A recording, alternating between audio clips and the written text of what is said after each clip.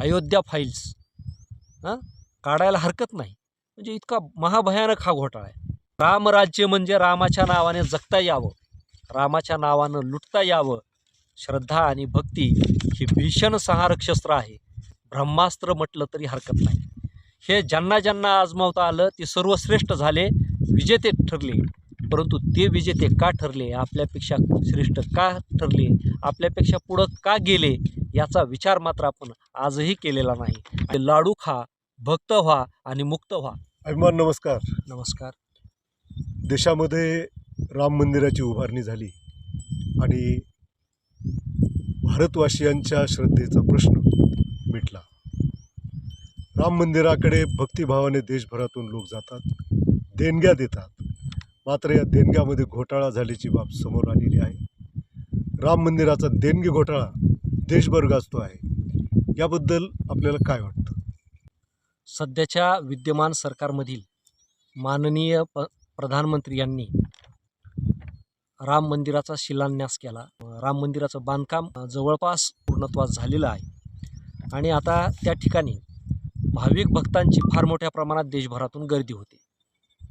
परंतु या रामाच्या प्रेमापोटी, भक्तीपोटी, श्रद्धेपोटी अनेक लोकांचा त्या ठिकाणी बळी गेला, ते मिळवण्यासाठी, ते प्राप्त करण्यासाठी. 6 डिसेंबर 1992ला या अयोध्येमध्ये कारसेवकांनी बाबरी मशीद पाडली. ती कशासाठी? धर्मासाठी आणि राम मंदिरासाठी. या दंगलीमध्ये देशातील 49 नेते आणि हिंदुत्ववादी संघटना यांच्यावरती केसेस दाखल झाल्या, गुन्हे दाखल झाले. आता ते गुन्हे दाखल झालेल्यापैकी 17 नेते त्यांचा मृत्यू झाला आहे. परंतु उर्वरित जे नेते आहेत त्यामध्ये लालकृष्ण अडवाणी असतील, मनोहर जोशी असतील, विनय कटियार, उमा भारती, कल्याण सिंह, रामविलास वेदांती, साध्वी ऋतुंभरा, चंपत राय, गोपालदास यासारखे नेते अजून जिवंत आहेत. म्हणजे देशासाठी, धर्मासाठी ज्यांनी बाबरी मशीद पाडली, राम मंदिर तिथं उभं राहावं यासाठी आंदोलन केलं, त्या नेत्यांना या सत्तेमध्ये फारसं स्थान आणि मान मिळाला नाही. म्हणजे ज्यांनी धर्मासाठी सगळं आंदोलन पेटवलं, स्वतःच्या अंगावर कायदा घेतला, त्यांना धर्मवाद्यांनी, भक्तांनी काहीच दिलं नाही.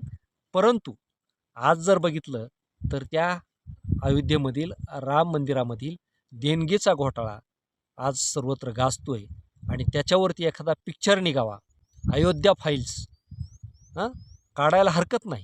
म्हणजे इतका महाभयानक हा घोटाळा आहे की त्याची तुम्ही अंदाजसुद्धा करू शकत नाही.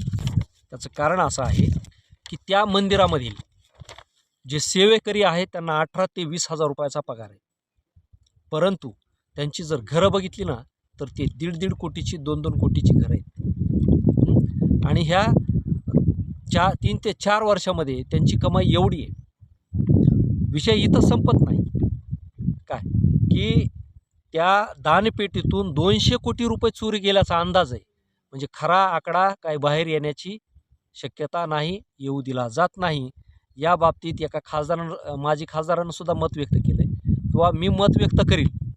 परंतु यामध्ये फार मोठे मोठे नेते आहेत आणि त्यांच्या दबावामुळे मी बोलू शकत नाही, असं त्यांनी जाहीर पत्रकार परिषदेत म्हटलेलं आहे. मग आता मला सांगा की या घोटाळ्यामध्ये एका कर्मचाऱ्याच्या बँक खात्यामध्ये 2 कोटी रुपये नगदी सापडलेले काय. मग ज्याला 18 ते 20 हजार रुपये पगार आहे त्याच्या खात्यात 2 कोटी रुपये आले कुठून?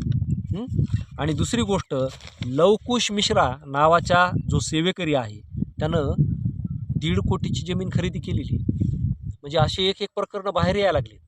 सांगायचं तात्पर्य हे आहे की जिथं भक्ती आहे, जिथं श्रद्धा, जिथं आपला राम म्हणून किंवा रामराज्य म्हणून आपण सगळेजण तिथं देणग्या देतो आणि त्या देणग्या तिथले भक्त मंडळी अशा पद्धतीनं चोरी करतात आणि त्याच्यावरती जगतात. म्हणजे इथं काय झाला, भक्ती आणि श्रद्धेसोबत दरोडा झाला इथं. ही श्रद्धेची सोबत केलेली गद्दारी आहे. मग ह्या लोकांना काहीच वाटत नाही ना. म्हणजे ज्यांनी तिथं राम मंदिर व्हावं त्यासाठी बाबरी मशीद पाडली, बाबरी मशीद पाडल्यानंतर त्यावेळेस 1992-93ला असं वातावरण तयार झालं होतं की राम मंदिर म्हणजे आपला राम आहे, दशरथ पुत्र राम आहे आणि त्याचं त्या ठिकाणी अयोध्या आहे आणि त्या अयोध्यामध्ये त्याचं जन्म ठिकाण राम मंदिर बांधायसाठी त्यावेळेसच्या महिलांनी गळ्यातलं सोनं दिलं. काही मोठमोठाले श्रीमंत लोक आहेत त्यांनी सोन्याच्या विटा दिल्या का तर तिथं राम मंदिर बांधावं म्हणून. परंतु राम मंदिर एवढं मोठं सगळं जमा झाल्यानंतर सुद्धा ते बांधलं गेलं नाही. आणि यासाठी त्यावेळेचे जे सरकार होतं ना, आणि त्यावेळेचे मला वाटतं प्रधानमंत्री होते PV नरसिंगराव आणि तिथले मुख्यमंत्री होते कल्याण सिंग. तर त्यांनी 68 एकर जमीन त्यावेळेस शासनातर्फे खरेदी केलेली होती. मग बांधकाम करणं सोपं होतं त्यावेळेस. मग इतका निधी होऊन सुद्धा आणि शासनाने सुद्धा मला वाटतं त्यावेळेस 8 कोटी रुपये जाहीर केले ते. एकीकडं केसेस चालू होत्या, दंगली शमलेल्या होत्या, दुसरीकडं देशभरातली रामाप्रती भक्ती उफाळून वाहत होती. मग त्यावेळेस राम मंदिर बांधलं गेलं नाही, ते भिजत गोंगडं ठेवलं. कारण त्यांना रामाच्या आडून सत्ता पाहिजे होती, सत्ता मिळवायची होती, राजकारण करायचं होतं. आणि त्या राजकारणाची सफलता 2014मध्ये झाली आणि रामामुळं राज्य आलं म्हणून आता कुठंतरी थोडंफार आपण रामासाठी करावं म्हणून शिलान्यास उभारण्यात आला, राम मंदिराचं बांधकाम करण्यात आलं आणि त्यासाठी पुन्हा आणखी एकदा चंदा जमा करण्यात आला, देणग्या जमा करण्यात आल्या. लोकांनी तरीही भरभरून दिलं. थोड्याफार प्रमाणामध्ये काही लोकांनी मागच्या देणग्यांचा हिशोब मागितला, परंतु तो हिशोब कुणीही दिला नाही. लालकृष्ण अडवाणींनी सुद्धा उच्चार केला होता मागच्या हिशोबाचा, तर त्यांना गप्प करण्यात आलं. राजकारणातून बेदखल केल्यासारखं त्यांना अडगळीला टाकण्यात आलं. म्हणजे सांगायचं तात्पर्य आहे की देव हे आजकाल भ्रष्टाचाराची साधनं झालेली आहेत. देव पुढं करायचा, सत्ता मिळवायची, महापुरुष पुढं करायचे, सत्ता मिळवायची आणि त्यांच्याच आडून गैरप्रकार करायचे, भ्रष्टाचार करायचा, ही नीती आहे. म्हणजे रामराज्य म्हणजे रामाच्या नावाने जगता यावं, रामाच्या नावानं लुटता यावं. श्रद्धा आणि भक्ती ही भीषण संहारक शस्त्र आहे, ब्रह्मास्त्र म्हटलं तरी हरकत नाही. हे ज्यांना ज्यांना आजमावता आलं ते सर्वश्रेष्ठ झाले, विजेते ठरले. परंतु ते विजेते का ठरले, आपल्यापेक्षा श्रेष्ठ का ठरले, आपल्यापेक्षा पुढं का गेले, याचा विचार मात्र आपण आजही केलेला नाही. आणि म्हणूनच देवाचं शस्त्र करून आपल्या सर्वांवरती देवाच्या नावानं आयतं बसून खाणारी जमात ही कपटी आणि निष्ठूर आणि आमची प्रगतीच्या आड येणारी ठरली, हे नाकारता येत नाही. तुम्ही कितीही दानशूर सत्यवादी असले, सद्गुणी सदाचारी असले तरी या धर्मशास्त्राने चांगल्या लोकांची हत्या केली आहे. एकदा पुराणकथा आणि इतिहास धर्माचं पुस्तक म्हणून नाही तर तुमच्या अस्तित्वाचा सत्य इतिहास म्हणून वाचण्याचा प्रयत्न करा, तुम्हाला सत्य काय ते कळेल. जून 2021मध्ये राज्यसभा खासदार यांनी या राम मंदिराच्या जमीन खरेदीमध्ये घोटाळा झाल्याचं उघड केलं होतं, सांगितलं होतं. कधी? 2021मध्ये. आता त्यावेळेस त्या ठिकाणी 2 कोटी रुपये एकरप्रमाणे जमीन खरेदी केली. म्हणजे ती 68 एकर तर ती PV नरसिंगरावच्या काळामध्ये झालीच, परंतु त्यानंतर 2021 म्हणजे अलीकडचा काळ, 2 कोटी रुपये त्या जमिनीचा रेट ठरला. आणि ज्यावेळेस ट्रस्टच्या नावाने ती जमीन करायची तर त्यावेळेस मधल्या दलालांनी ती जमीन ट्रस्टला 18.5 कोटी रुपयांनी विकली. बरोबर? म्हणजे किती? 16.5 कोटी रुपये जमिनीचा रेट 10 मिनिटात दस्त नोंदणीच्या वेळी वाढला. मग हे 16.5 कोटी रुपये प्रति एकर मागं दलाली खाणारे कोण आहेत? सरकारच्या परवानगीशिवाय, सरकारच्या अनुमतीशिवाय हे होतं का? बरं, दुसरी गोष्ट, हे व्यवहार करणारे शेतकरी नाहीत.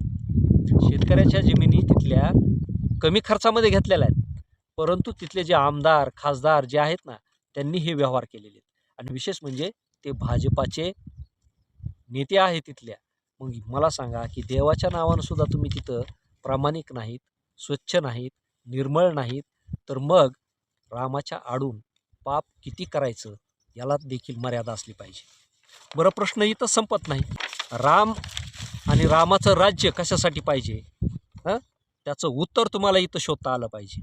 मग आता फक्त रामच या ठिकाणी तुमच्या भक्तीच्या आड आलाय का? नाही. तर या तुम्हाला सांगतो की आपल्या देशामधलं अयोध्येपेक्षा अतिश्रीमंत असलेलं देवस्थान आहे तिरुपती बालाजी. तर त्या बालाजीच्या मंदिरामध्ये 2021-2024मध्ये एक घोटाळा झाला. तो घोटाळा काय झाला माहिती का? की त्या ठिकाणी जे लाडू प्रसाद म्हणून दिला जातो, तर त्या लाडूच्या मध्ये घोटाळा झाला. 68 लाख लिटर रासायनिक तूप त्या ठिकाणी पकडलं गेलं. म्हणजे बनावट तूप ते ट्रस्ट खरेदी करीत होतं आणि भक्तांना काय करीत होतं, ते त्या तुपातले लाडू खाऊ घालत होतं. आता ते लाडू कशाचे होते माहिती आहे तुम्हाला? सगळे रासायनिक तूप होतं. त्याच्यामध्ये ना दुधाचा अंश होता, ना दह्याचा अंश होता, ना लोण्याचा अंश होता. पूर्णपणे 100% बनावट तूप. म्हणजे जवळपास हे तूप 250 कोटी रुपयाचं तूप होतं. 2021-22मध्ये 24मध्ये 250 कोटी रुपयाचं तूप होतं. म्हणजे लाडू खा, भक्त व्हा आणि मुक्त व्हा. म्हणजे तिथं जाणारे जे लोक आहेत त्यांना मुक्तीचा मार्ग नक्कीच त्या लाडूने दिलेला असणार आहे. कारण इतकं रासायनिक ते तूप माहिती आहे का? तुम्हाला सांगतो की त्यामध्ये ज्यावेळेस तिथं दोषारोपपत्र दाखल केलं CBIने आणि त्याचं ॲनालिसिस केलं गेलं, तर त्यावेळेस त्या तुपामध्ये पाम तेल, पामोलिन तेल, मोनोडायग्लिसराइड्स, ॲसिटिक ॲसिड एस्टर यासारख्या घातक रसायनाचा त्याच्यामध्ये वापर केलेला होता आणि त्यापासून ते तूप तयार केलेलं होतं. म्हणजे आज आपण अन्न भेसळ घोटाळा जो आहे ना, अन्नामधल्या भेसळीचं बाबतीत आपण तुकाराम मुंडेंचं कौतुक करतो. म्हणजे हे आतापासून नाही आहे. अन्न भेसळ हे 2020-21 पासून या देशामध्ये इतक्या पटीमध्ये फोफावलेले आहेत की जितक्या पटीमध्ये या देशामध्ये चरस, गांजा आणि मॉर्फिनसारखे ड्रग्ज जे आहेत ना, ते जितक्या पटीमध्ये आज सहज उपलब्ध आहेत, जितक्या पटीमध्ये आज ते पकडले जात आहेत, त्याच्यापेक्षा जास्त गती ह्या अन्न भेसळची आहे. मग ह्या अलीकडंच का फोफावले? कोणाच्या आशीर्वादाने फोफावले? आणि इतक्या मोठ्या प्रमाणामध्ये कंपन्या भेसळ करायला उद्युक्त का झाल्या? याची देखील उत्तर आपण शोधणं गरजेचं आहे. आता त्यानंतर दुसरा घोटाळा त्याच बालाजी मंदिरमध्ये उघडकीस आला. तो आता 2025मध्ये डिसेंबर 2025ला काय झालं माहिती का?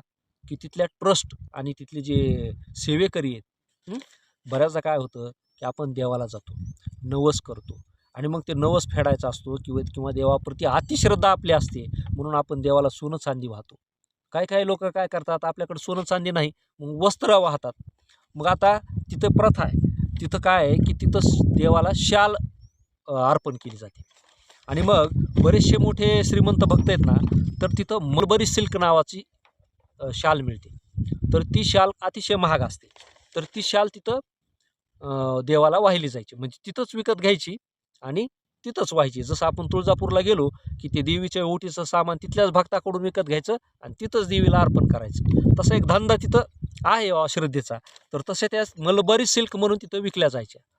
परंतु ती घोटाळा लक्षात आला. ते काय झालं माहिती आहे का? की ती एक त्यातली शाल चेक केली तर ती साधारण पॉलिस्टरची निघाली.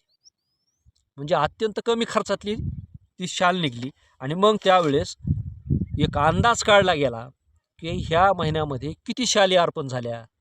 तर त्यावेळेस 54 कोटी रुपयांचा शालीचा घोटाळा त्या मंदिरामध्ये उघडकीस आला.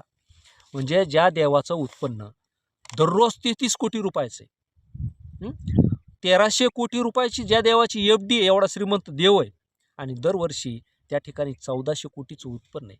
मग मला सांगा की त्या उत्पन्नातून, त्या श्रद्धेतून, त्या भक्तीतून साध्य काय होतंय? तिथले सेवेकरी मौज मजा करतायत, तिथले ट्रस्टी त्या देवाच्या नावानं मौज मजा करतायत. म्हणजे देव हा भ्रष्टाचाऱ्यांना, देवाच्या आडून चोऱ्या करणाऱ्यांना त्यांचं संरक्षण करता झालेला आहे. गोरगरिबाचे दुःख दूर करण्यासाठी मंदिरं, देवं आज अस्तित्वात नाहीत. देवाची मंदिरं दुःखितांचे अश्रू पुसत नाहीत आज. देवाची मंदिरं दुबळ्यांचा आधार नाहीत. देवाची मंदिरं अनाथांचे नाहीत. देवाची मंदिरं प्रकृतीचे, संस्कृतीचे, मतीचे, मातीचे आणि मानवी वेदनेचे रक्षकही नाहीत. मग तिथं देव कसा असू शकेल? हाच प्रश्न या निमित्तानं मला तुम्हाला विचारायचा आहे. मित्रहो, आपण रामाच्या असो, विष्णूच्या असो अथवा कुठल्याही देवाचे भक्त असो, परंतु खरा देव आता मंदिरामध्ये नाही हे आपल्या पूर्वजांनी सांगितलं होतं. आपल्या साधू संतांनाही सांगितलं होतं, एकतर दीनदुबळ्यांच्या सेवा करा, अथवा तुम्हाला देव शोधायचा आहे तर जंगलामध्ये जा, म्हणजे डोंगरामध्ये जा, निसर्गाच्या सौंदर्यामध्ये देवाला पहा, हे त्यांनी देखील त्यावेळी सांगितलं होतं. मग आपण माताळलेल्या लोकांचा उद्धार करण्यासाठी देवाच्या आडवून त्या बंदिस्त भिंतीतल्या देवाला भेटण्यासाठी का जातो? हा प्रश्न मला तुम्हाला विचारायचा आहे. या निमित्तानं एवढंच. धन्यवाद.